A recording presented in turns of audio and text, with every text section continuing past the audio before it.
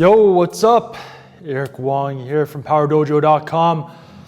We're going to go through another question and answer session, another edition of Ask Eric. So if you got a question for me, hit me up at PowerDojo.com/ask and I'll do my best to get to it. I get a shitload of questions, I can't promise, but I'll do my best. That's all I can say, okay? Today, we do have a question. The lucky winner is Thomas Dubose from Monroe, United States. And Thomas is asking me, I've been trying everything I know to improve my butterfly stretch. What are some tips on how to accomplish this in a more productive manner? Okay, so Thomas and everybody who does the butterfly stretch. First of all, let's talk about the butterfly stretch. This is the one that I think it is. I hope it is, because this is what we're going to do the video on. But a lot of martial artists do this. See them sitting down, butterfly stretch. Feet are touching each other, kind of holding the ankles typically. Not pulling up on the toes like that, but hold the ankles. That's one tip if you're doing this, so you don't strain the outside of your ankle. And then you can put your forearms on your thighs or something and push down, and that kind of flexibility there. Okay, so this is an interesting one because what you're actually going to work on to improve this stretch is probably not what you think. And what most people think is the butterfly stretch, okay, this is for the groin, okay? And it kind of is, but a lot of guys, most guys, are limited by something else that prevents them from actually doing this stretch effectively in the first place, okay? And how do I know this? I've been limited by this myself.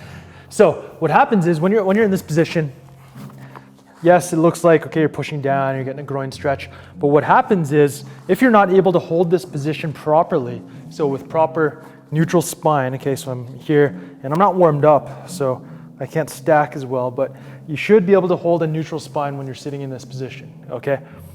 Most guys can't. And the reason why is not because of the groin muscles, but it's because of outer hip muscles, okay? Piriformis can be involved, other hip rotators can be involved, but outer hip group. So that's what you have to address, because until you're able to sit in this position in neutral spine, you're never gonna get this stretch, effectively do this stretch, okay? We always wanna stretch and do any exercises in functionally strong positions. And for this position, neutral spine is it, okay, with a properly tilted pelvis. Most guys, their pelvis is tucked right under like this. This is how it looks. Most people do this stretch. This is ugly and this is ineffective, okay? So what do you have to do to fix this? Well, we've got to deal with piriformis and outer hip muscles. The absolute best mobilization for this is using a bench here, okay? Now you're gonna have to find the bench or something at the right height for you. This changes for everybody, depends on how. If you're tighter, it's gonna have to be something down here. If you're more flexible, you don't have this issue. So what you do is you find a bench, it's the appropriate height, you stick your foot up on it, support yourself with your hands, and relax. And you might find some tension already there. What you have to do is make sure you're in good posture here. So you've got that tilt in the pelvis, you've got the shoulders back, your chest is up, you're breathing, and then all you're doing is just hanging out. This is one of the best static stretches that you can do, okay? Because what happens here is there's a lot of neuromuscular tension. And to overcome this, you're gonna have to sit here for a long time and just focus on your breathing and your relaxation, okay? So you do this. You could be here for anywhere from 2 to 5 minutes. Typically 2 minutes is the minimum that I prescribe this, because whenever I get somebody in there, the first minute, it's just, they're so tight, so tense neuromuscularly, they can't even get into stretching the proper area, okay? So you hang out there, then you do the same on the other side. Now, how low you can go depends on your flexibility, but the goal is to find a bench or something that challenges you, where you can feel it in the outer hip, but you can get that knee on the ground so you can relax, okay? Oh yes, that feels good. So here, I'm just relaxing, and by the time 2 minutes is up, my knee is on the bench because it's all neuromuscular tension here, okay? So you do that, and then you keep practicing the butterfly. And what you'll find is you'll be able to keep a better pelvic tilt, so you gotta anteriorly tilt your pelvis, so if the pelvis is like a bowl of water, you're spilling water out the front. That's anterior pelvic tilt.